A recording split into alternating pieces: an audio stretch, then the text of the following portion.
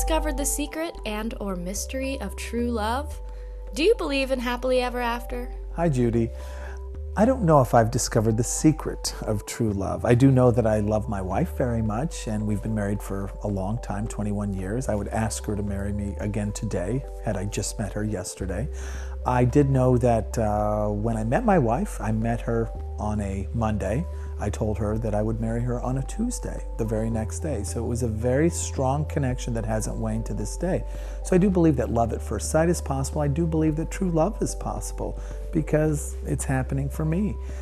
With that said, it's important to know that any relationship has ups and downs, and you appreciate those up moments because you've had some down moments. The real key to true love, I think, then is commitment, a real commitment to making it through those harder, rocky times, a commitment not to really doing anything that would ruin the marriage, whatever that means for you, or ruin a relationship, whatever that means for you. I do think that happily ever after is possible if you're realistic about it.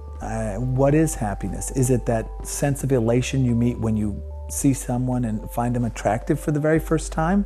Well, I can tell you that that's not going to happen after 50 years. But what it's replaced with is often better. There's a comfort there, a familiarity, a trust, a kindness, a knowledge and belief that they will be with you forever. And that, to me, is just as important. Do you have any brainstorming ideas? If and when you get writer's block? And how do you get out of a writer's block? Alexandra, I think writer's block is common to every writer.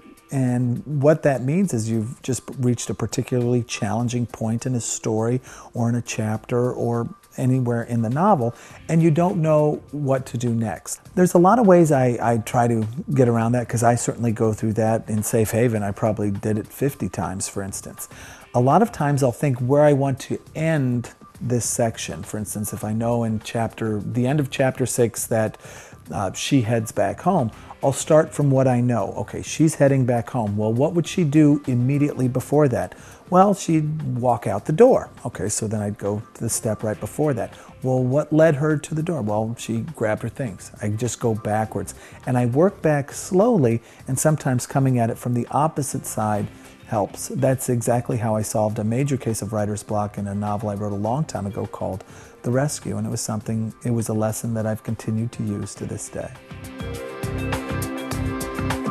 Why can't you leave a happy story happy? You always kill someone. Why? Rebecca, that is a question I often get from people. Why do I have such sad endings sometimes? Why do I take a perfectly wonderful love story and add a tragic ending to it or a bittersweet ending? Why would I do such a horrible thing?